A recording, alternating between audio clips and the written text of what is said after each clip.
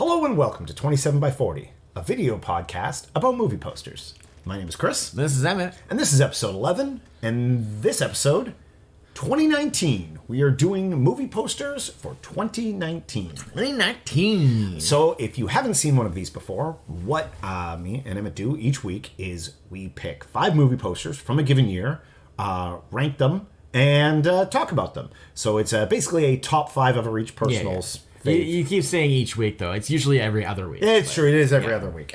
Roughly. Yeah. I often use the word week and episode. Yeah. Indispensable. Yeah. Because some stuff we do every week, some stuff we don't. I know. I just don't want to. I don't want to confuse the historians. When they look back and like, what happened? There was no episode this week. Yeah. So basically, it's just we pick our top 5 movie posters for that year. We just go through and just what aesthetically, basically, please, that we like. Don't have to necessarily have seen the movie or like the movie, per se. Kind of helps if you do, but not a requirement. But we're just going based on the poster. Yeah. So you don't have to even know anything about the movie. It's just like, oh, that's a great poster. Definitely. Because this is much more recent. Yeah, very recent. I think this is definitely the not seeing a movie is something that comes up often before. 2019, I saw a lot of 2019's movies. Well, you watch a lot more current movies than I do. I think most of my list I have not seen. Okay, interesting. The other thing is we did 2020 already, which was an interesting. This is only 1 year earlier. But it's very different because, of course, 2020 was first off, COVID year. A lot more movies. Yeah. Because, a lot of stuff was, just held back or just didn't come out or whatever. The fact that there was a lot more didn't really help me because it was just a lot more real generic nothing posters. It really was, wasn't it? So it didn't really help me very much. I still had to look to find the ones that stood out. I honestly think I may have gotten more out of 2020 than in terms of interesting posters than 2019. It was so many. When we did the early 90s year, what was it, 92 or 93? 91. Well, I think we did both 91 and 92. Right. Yeah. And it was all these posters just two people standing next to each other on the 2019 was that all over again. Dude, the 2 people in a full shot. Yes. Full body shot. Maybe no feet, but most of the body. 2 people just standing next to each other was the thing for 2019 posters. Holy cow, was it ever. It was 70% of the posters. Oh, yeah. Yeah, I'm either that or the artists have left the building. It was either that or the typical, which I hate, the Photoshop monstrosity of we're just gonna collage every single element of this movie into one mishmash in a complete non-artistic way. And even big movies Avengers Endgame is from this year. Boring, terrible poster. Fun enough, not terrible in the sense of it's not eye-gougingly ugly or anything. No. But it's just nothing. It's just basically we're just gonna Photoshop every element of this movie into one image and then put Avengers Endgame on it. That honestly, everybody knew everything, what that movie is about. Yeah. There is a movie where all you needed to show was Captain America's shield or something like that. Obviously that would be more Captain America. No, you know what it should have been? It should have been the big A Avengers logo, just the A. That's the famous Avengers symbol. Just the big A, some nice colors, the big A, a background, and then Endgame across the bottom. That's all it needed to be. And if you saw that, you'd be Avengers Endgame. Yes. Oh yeah, I'm so psyched. Instead, it's just the cast. Yeah. Good job. It's not it's done in such a way it's smooth enough that it's not look, it's not a bunch of heads in boxes. It's not ugly, it's not an eyesore, but it's just boring. It's just there's nothing there. Yeah. And No, but there was a lot of that. There was a lot of that. And I'm not bothered by that because I said, until we started doing this, I honestly didn't really think that much about posters because posters only stand out to me when they're particularly wow, that's really interesting and different. And so I don't really I don't watch movies based on the poster. I don't go like see a poster and be like, I want to see that movie because of that poster. It's like, no, I want to see a movie because of other things about it, like the who's the director, who's the actors, like what's the premise. Maybe I saw the trailer. Yeah, maybe I saw the trailer. Like more things about the actual movie. You know, even though I know that like part of the job of the poster is as like an advertisement, it's part of the job of the poster one of the things to make you want to watch going the to movie. the theater, which I barely do anymore. Yeah. But when I go to the theater, and I will see, sometimes in the lobby, I will see a poster for something, and it's a good poster, and I'm like, oh, I haven't seen a trailer for that or even heard about that. Like, but it's so rare. Yeah. Because but it doesn't bother me. The internet like promo is always so far ahead of anything like that. Like I find, but it doesn't bother me because it's just not something that I really take into consideration. I don't go, oh, like that movie has a bad poster, so like I'm not interested in it. It's like, well, no, like I'm like if it's a movie that I want to see for other reasons, I'm gonna see it regardless if it has a bad poster or not, right?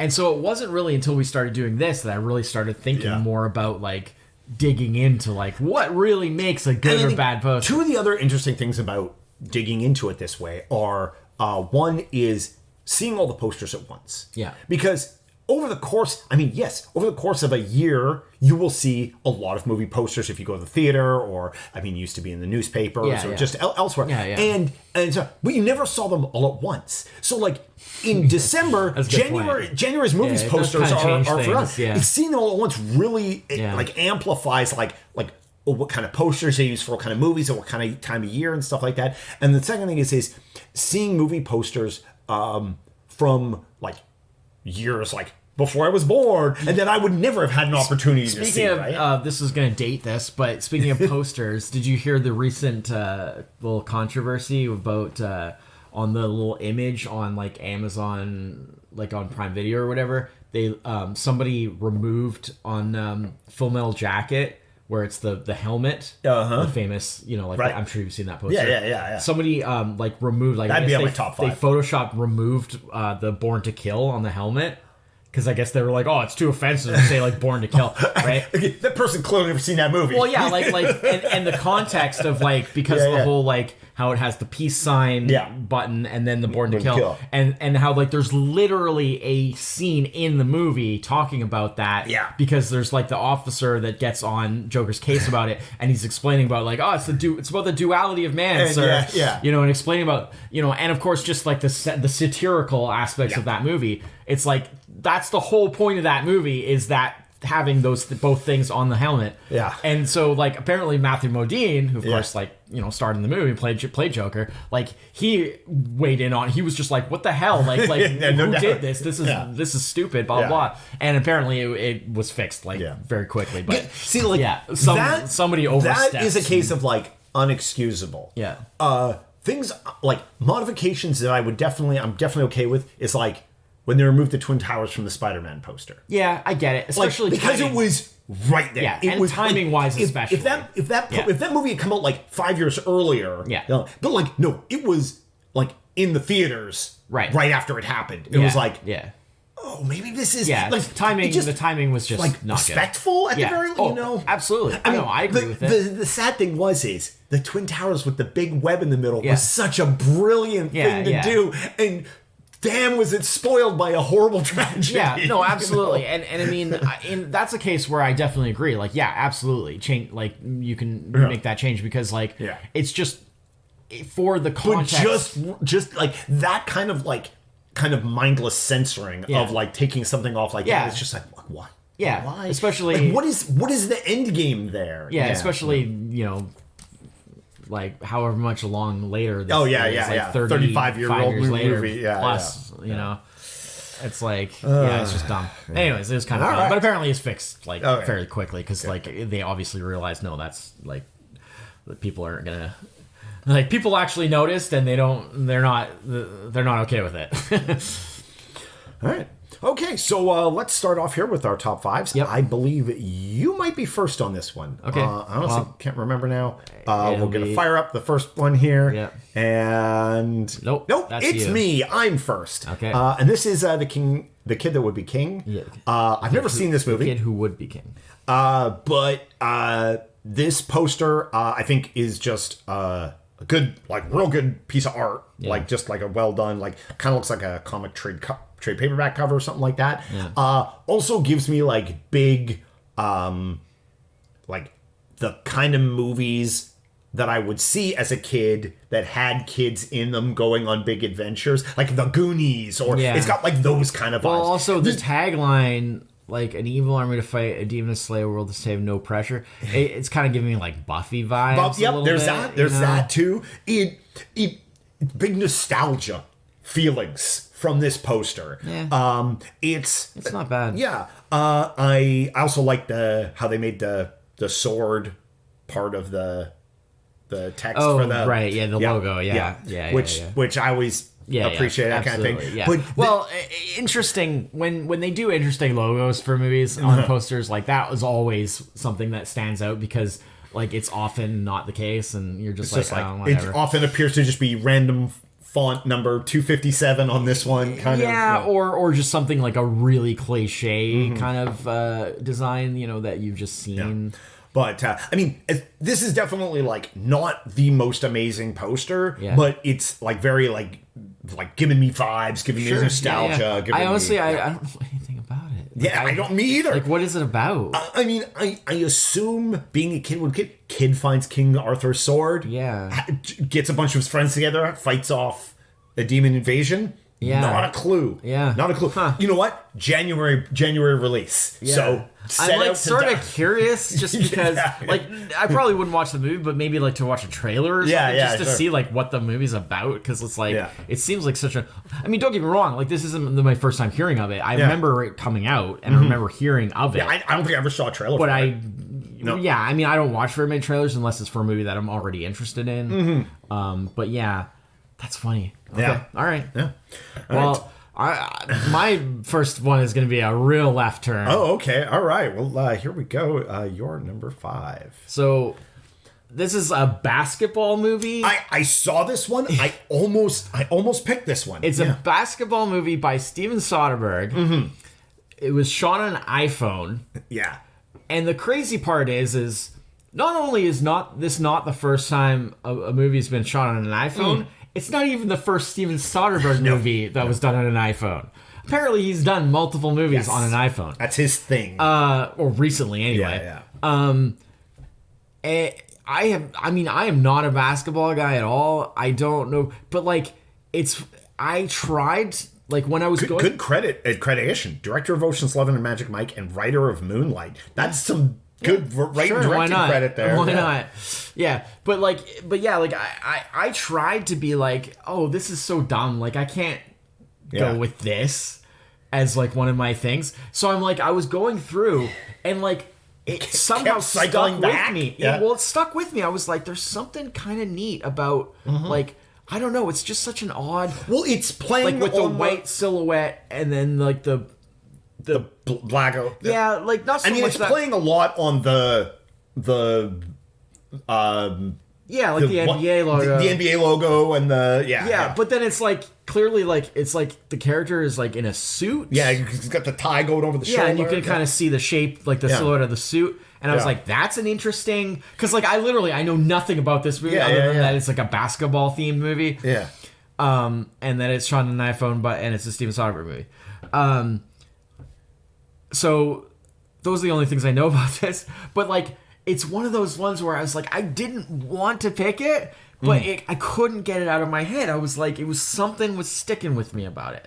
Okay, here's what it's about. Okay. When an NBA lockout sidelines his hot shot rookie client, a sports agent pitches a bold plan to save the young basketball player that will hopefully save their careers. Okay. Yeah. Anyway. It's a film follows a sports agent who must pull off a plan in 72 hours, pitching a controversial opportunity to his client. Okay. Well, anyways. Yeah. Don't know anything about it. Not really a basketball guy. Not really a Steven Soderbergh guy. But I couldn't, I don't know. It's got, I'm a bit of a sucker for that, like the white silhouette on black, the like Sin City kind of, the 100% contrast where it's like all white and all black. And then like the silhouette of like a character but completely white. Like I'm a bit of a sucker for that kind of visual. So I don't know. And Maybe then it's partly I that. think the making the one side the basketball Yeah, texture yeah, really obviously, makes it. because you immediately know. Because Yeah. like without that, if you just saw the silhouette and it was just a black background, Yeah, you yeah. might be like, what is Or even that? two-tone, What's like going on two-tone there? or- yeah, Like this is- yeah, you can kind of see he's got like a ball in his hand, but like it kind of looks like he's getting like shot by a sniper or Yeah, something. yeah, Like yeah. it's really hard to tell like what's going on there without knowing like, oh, the basketball thing. Yeah. Also, I find the little tagline that's like in the middle of the thing like kind of intriguing, like play the game on top of the game. Yeah. Like that's an intriguing, like I don't really know what it means, but it just sounds like intriguing, like oh yeah, interesting. You know, I don't know. Something's up. Yeah, I don't know. It's just, I mean, it's my 5 because it's like I don't feel that strongly about it, but like for some reason it's stuck and I couldn't get out of my head, and I was like, okay, it's on there. It's 5. Yeah. All right. So you're 4, I guess. Okay, so my 4. Okay, so Oh, this is not a foreign film, but the foreign movie, the foreign poster was the best quality poster I could find Okay. of it. Yeah, it's like Spanish or something. it's. Maybe. I guess this is the Spanish version. I don't know. This is the sorry. Or maybe looks like maybe Portuguese actually. I recognize it. The movie is The Curse of La Llorona. Okay. Or I think it's just like the Curse of the Lake Lady. Okay. was what it translates to. Sure. But I really dug the Yeah, I think it's Portuguese. it's like this particular one. Yeah, I'm not 100% sure though. I really dug like the difference in like the color work with she's like kind of like a weird like ghost, but like kind of also looks like a statue. Yeah. You get the reflection, the way everything goes to red, and it's also kind of like the trees as well. And it's got like this like spooky vibe. We got a bit of the dripping. The text Well, I mean, does the drip. every list has to have at least like one a horror movie. you Yeah, know, yeah. because they often have very evocative posters. Yeah, some of the worst horror movies have great posters. You Yeah. know, yeah. That's how they get you through the door, man. Yeah. And yeah, I just thought this just looks really great. Like, I have no idea if the movie's any good or Yeah, not. no, that's but, cool. I was really taken with this poster. They had two movie posters. Like this was, I think, was the I like this sort of like kind of. I don't know if it's like dripping or it's yeah, like where all the like text is like rips or something. yeah, but it's like that's kind of neat. it's supposed to be maybe like it's like wet or something. It's like Yeah, I didn't streaking or think of something like but that. yeah, Huh, that's cool. Also, the fake where it's like sort of worn, on like the posters, like it's like an old photo or something kind of vibe. Yeah, I didn't really think about that. But yeah, I was just like, again, this was one of the ones where I was like, I just sort of kept coming back to it as no, it's like, cool. oh, I really dig this. That's cool. So yeah. Cool. All right, so you're number 4. Yeah, that's 4. It's Us. Us. Good poster. Yeah, Good poster. I mean, I still haven't seen it. You should see it. I know. I know Get Out didn't gel with you, but yeah, is this thing like of the Jordan Peele movies? Yeah. Get Out definitely like. Well, you gotta start first, somewhere, it's right? first. Yeah, Yeah, you gotta Us start is somewhere. a huge step up. yeah, I'm sure it is. It's just one of those. I just It haven't is got around to a it. wild poster with Yeah. the like face on a face, but it's the same face. Yeah, and but it's yeah. just a little bit. Yeah. Well, different expression, I guess. Different Yeah, expression. yeah, So yeah. and Yeah. obviously no eyes is kind of creepy. Yeah.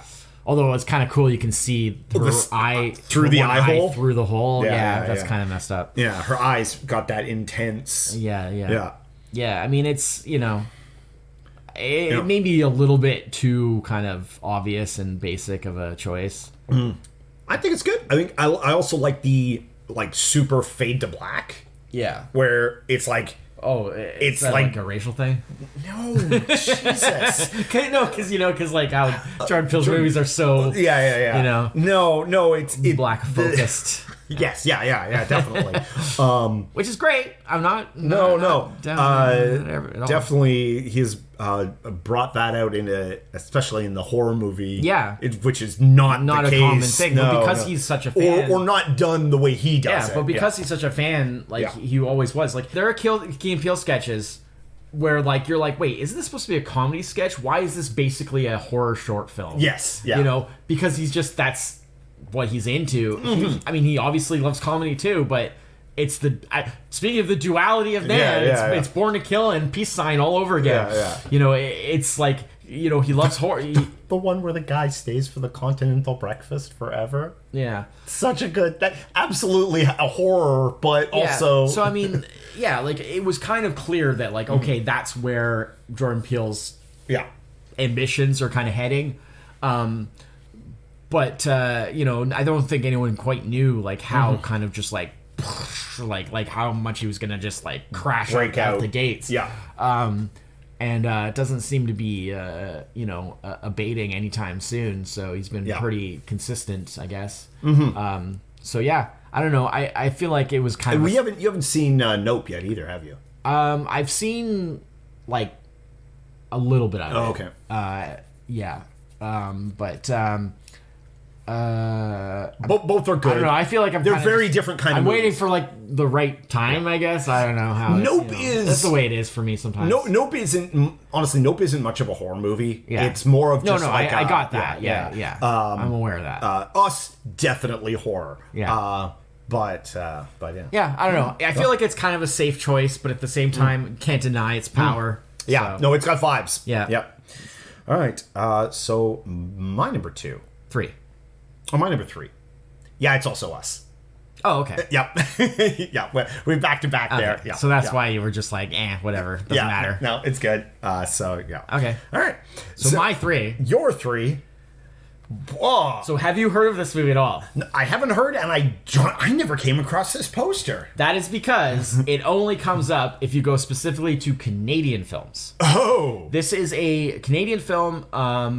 You hit me with that Canadian angle again. It's basically a zombie movie based on by like native filmmakers. Okay. It's set on like a reservation, all native cast, or all native main cast anyway, and it's basically because of like the genetic difference, they're not affected by the zombie plague, or at least not the initial outbreak anyway. Yeah. And so basically, it's them having to like on the reservation trying to like fight off basically like the zombie. I mean, I'm sure there's an element of satire because it's the white people are the zombies coming to the reservation and they have to fight them off type of thing. But, there's been this huge leap forward in recent years of like native... It's kind of like almost like what like with blaxploitation in the 70s when there was like the first time that they were we're making our own movies and like showing like proper representation and like having like like black directors and writers and blah, blah. I mean we even just talked about the Jordan Peele thing, right? Which is, and it's like there's this huge surge recently of like more like native like focused stuff that's actually like that's not just exploitive, that's basically like by native like by them filmmakers, and very like authentic to their just doing a little looking. This looks actually pretty good. We should do this movie. It got good reviews. It won a bunch of awards like in terms of like Canadian like film awards and stuff.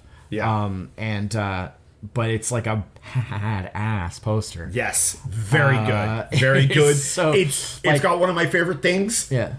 Out of frame. But like in a very cool way. Yes, yeah. And the just stepping the whole, out like, of the movie, like character, like the character design, the color palette, that sort of like faded kind of like it has that bit of like a grindhouse kind of like that like an old faded kind of. It's a really cool poster. I was sort of borderline on actually ranking it higher. But I ranked it here just based on because my other 2 that are higher than this are just a little higher for me on pure aesthetics. Okay. But because this is all basically like I like this color. in this context. It's good. It's but, like, real good. But it is basically monochromatic. I mean, Yeah, there's not a lot going on in terms of depth, but yeah, it's a really badass poster, and for like a horror as like a horror type of poster. Yeah. Slide that into October or something. Yeah. No, it's I love that mask. It's really cool. What looks like maybe like a pull-on or something. It's really cool. Very cool. Yeah. No, that's good. It's a good one. It's good. And I thought it would be neat because I'd be like, oh, this will be one that like no one's heard of. Yep. Like you won't know about. Well, it was one of those like I found enough from just looking at like the standard releases. I didn't have to search, but I keep thinking I really should because there's good stuff there. There is really good stuff sometimes. Yeah. It's been a bit of a hidden treasure trove for me. Well, like last week where I had to start going French to get... But I mean, that's the thing is a lot of the purely Canadian releases are like French stuff because obviously like Quebec is one of the main population centers of the... So like most Canadian movies are either from Ontario or from Quebec. Yes. Yeah. So, you get a lot of like, it's pretty much like 50-50 on, Well, it's because the rest of the movies are filmed here, but they're not from here. Yeah. But yeah, so you do tend to see a lot of, and they just have a very thriving like artsy kind of community in Quebec. So like you do tend to see like a lot of shorts and things that are in French or purely French. But yeah, I thought I was like, man, this is a good one. So yeah. All right. So it'll be your 2. My 2, The Sound of Silence. Okay, interesting. Yeah, with. Here's Aaron Jones. Yeah.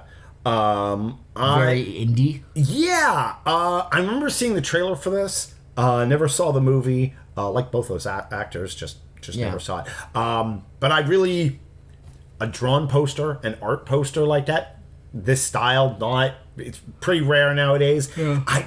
It's kind of like both like high and low contrast. Like the colors are all low, and then it really makes all the line work really strong. Just I don't know. It was very much like that's a good on the wall, Yeah, not my style. No. This is often where we get into these situations where our top ones, our divergence in like our taste, like definitely not my style. Respect it, as usual. But again, also quite minimalist, which is, that's your thing. Although definitely 2019, I'm just waiting. A year for when I do a poster that's just nothing. That's just like a blank, and it's just one color, no text, and then the credit, just like the credit information. Oh no, nothing. They're just nothing. Just like one color. It's just blue. Just a like a rectangle that's just one color, nothing on it. Yeah. I'm waiting for that to be like one of your top posters on one of these years. Because I'm just like, oh, that's that minimalism that you like so much. I just love that minimalism. Yeah. Actually, 2019, definitely a year for not minimalism. No. Like, there were very few of that style where it's just like... It's the year for mashing as much as possible onto that picture. Like, how much can we put some kind of like way over vibrant filter on the whole thing, which sometimes is good, sometimes bad. Some of the ones I didn't pick were like this poster is screaming at me. I don't know if I like it, but it's definitely yelling at me, kind of thing.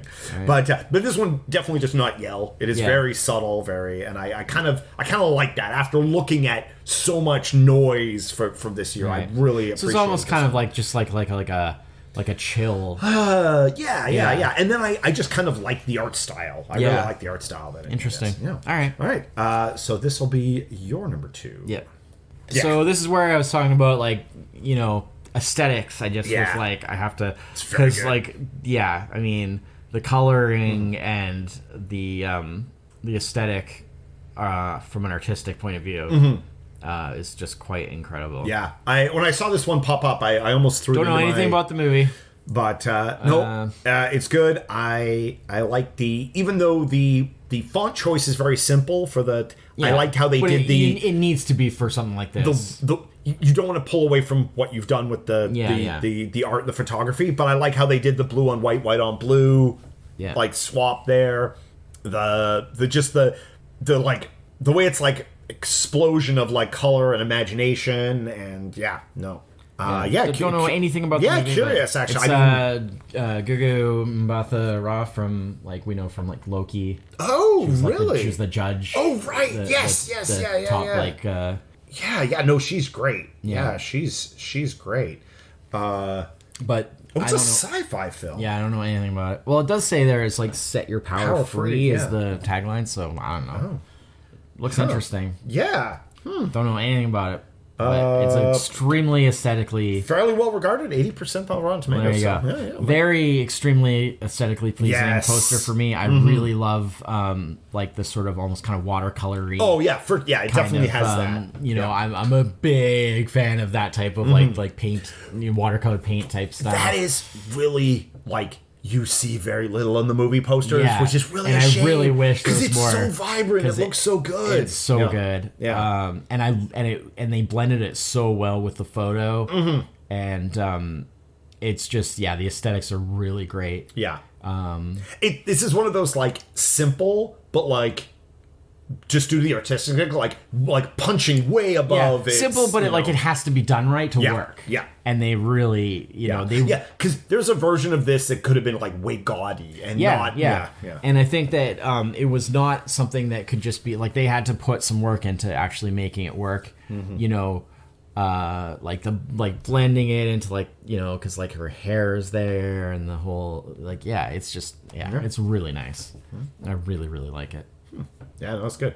So I guess it'll be your one. That'll be my one. Wow. So my number one. Oh, Godzilla, King of the Monsters. Interesting. Yeah, I thought this poster is awesome. Even though it's totally monochrome, one color, even the title is in the similar blue, everything but just the extremely like white blast of Godzilla's blast there. The wake around him from the power of it, this is one of like, I gotta see this movie. I actually don't really like this one. You don't like this one? It's too basic for me. Like it's like I don't like the one color. I don't like the fact that there's nothing going on other than just like Godzilla looking up and firing his beam like into the sky. Apparently, I don't know. It's like he's like, screw you, man. Is he supposed to be like a? It's like Godzilla, the lighthouse. Like I just don't. Like, well, it's. I mean, no offense. Like, I'm not trying to. Well, it's like he cut down your choice. Well, because there's that scene where he like discharges. Yeah. You know, like. I know. I just don't. I mean, it's one of those like, okay, obviously the scene does not appear in the movie, kind of, but it's it shows me the like, yes, Godzilla, he's huge, he's in the water. No, I mean, I feel bad because like I don't want to like cut down I mean, your choice. Fine, I just don't personally. This one doesn't do it for you. But speaking of alternate posters, you may want to go to the next one. Oh, so that's my number one. That's your number one. Yeah. See, inversely, this does nothing for me. This is like, it's fine. Well, it has more color texture. It's a lot more.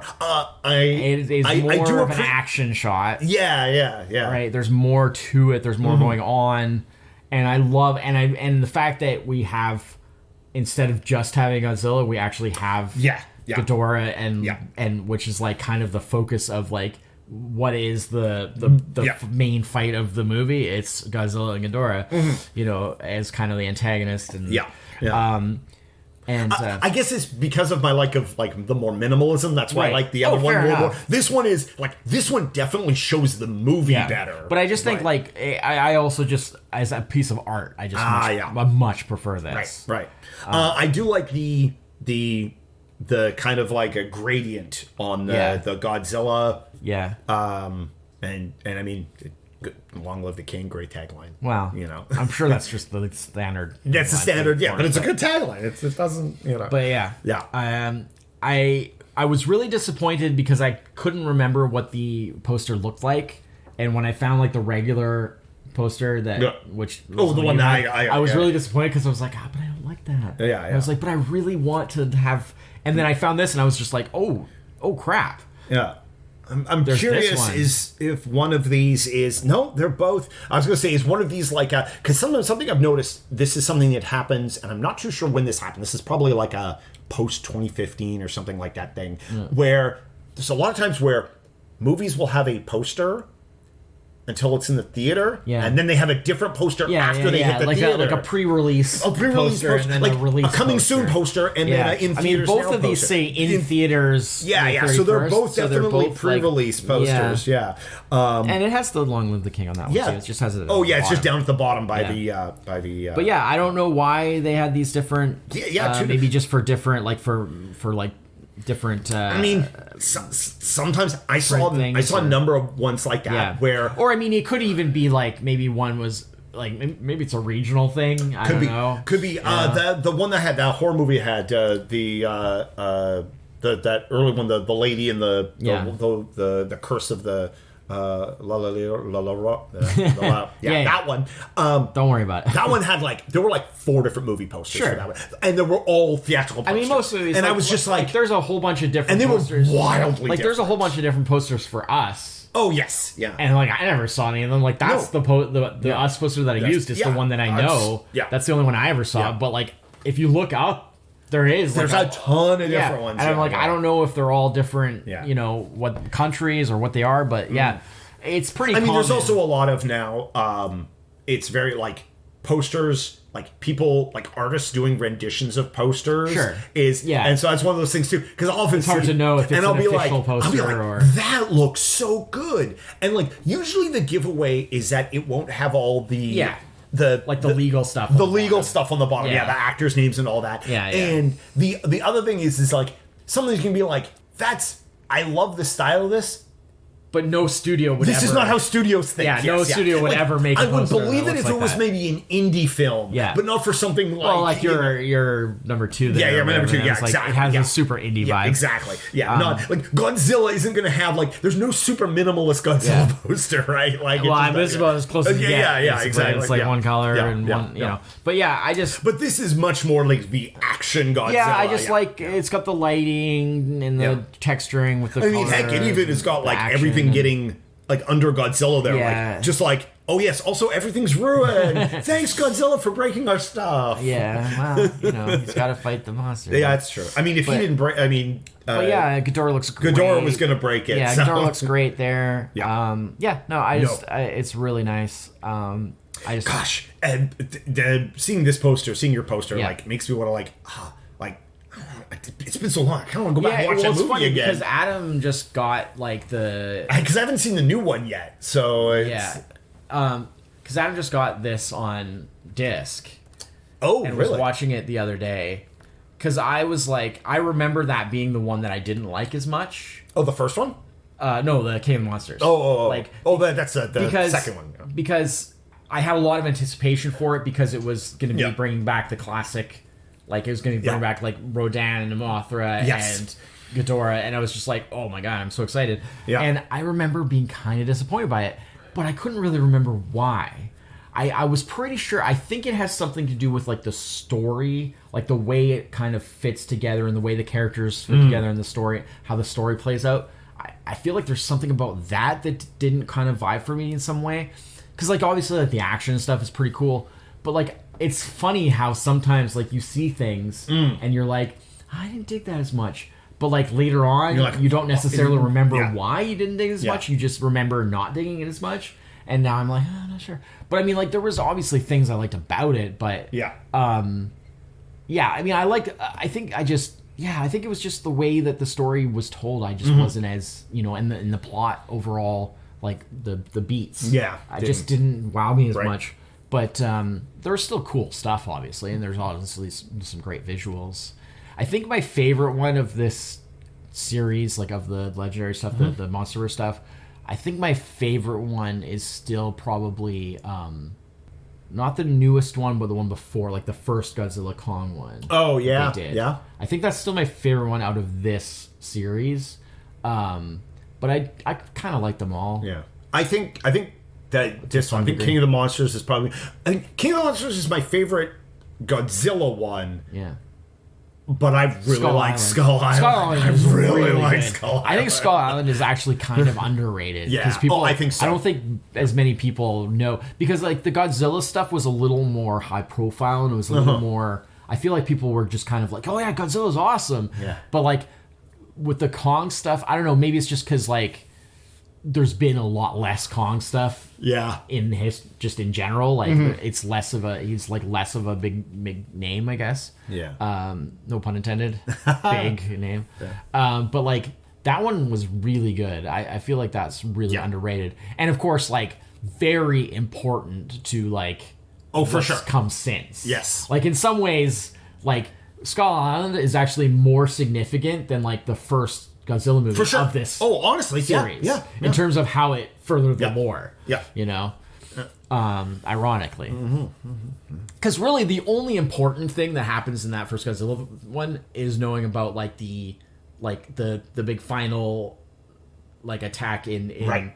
San Francisco that with the whole G-Day thing that they reference in like the Monarch series stuff, all the time. yeah. Like that's really the only important thing that happens in that first Godzilla thing that you need to know about for the lore. Like most of That's the rest Godzilla's of it, only like 15 minutes of that movie. well, so that too, fun. obviously. Obviously, it's got a very little screen time. But yeah, like Skull Island has way more of the lore. Yeah. And then like obviously the ones since you know have more and more and more. And That's more. why I think like King of the Monsters, like you can almost go into it like, do you know who Godzilla is? Yeah. You can just go into King of the Monsters. You almost don't even need to watch. Absolutely. Yeah. No, for sure. Yeah. But anyways, Yeah. Cool. All right. So that's our top 5 movie posters for 2019. Yeah. Okay, time to spin the wheel to see what we're going to do next week. Put me on the wheel. All right. Oh, no, not you on the wheel. What do we got? Is it going into 96? 1996. Wow. I feel like we've done a lot of 90s now. It's always very easy though. Yeah. So that's kind of cool. Yeah, well, because I think we did 94 and 92. And 91. Did we do 91? Yeah. Oh, maybe that was one of the earlier. Oh, yeah, 91. Oh, the 91 was the second one. Yeah, so, wow. That's, yeah. I mean, 96 is, I feel like in many ways the 90s are the easiest to do just because, like, familiarity and, like, yeah, it's just very... Yeah. There's a lot of movies and, yeah. Yeah. We almost did 75 on there, which would have been, Yeah. Yeah. Well, the 70s are definitely a little trickier for us. We've done a couple of them now. We've done one early, one late. Yeah. We did like a 71 and 79, I guess. We've done a couple of 80s. I guess we've done like, what, 81 and 85? Yes. Yeah. Yeah. Yeah. So, 79. And then 2019 and 2020. Yeah. We've done... Have we done at least one in every decade now? Or like since, obviously, from like 40s on? Since that's what we're going with. Think that... Have we done a 60s? We have not done a 60s. That's the one we're missing. Interesting. We have not done a 60s. We've danced around it. Yeah, well, because we've had quite a few multiples. Also, we took the 40s off the wheel. Yeah, after we've already done we did 44 and it's a little too tricky. Yeah, 50s are already tricky enough. So early 50s, we left those on there. But but yeah. Huh. All right. Well, thanks everyone for joining us this week. We'll be back next time with 1996. Until then, I'm Chris. That's it. Cheers. Bye-bye.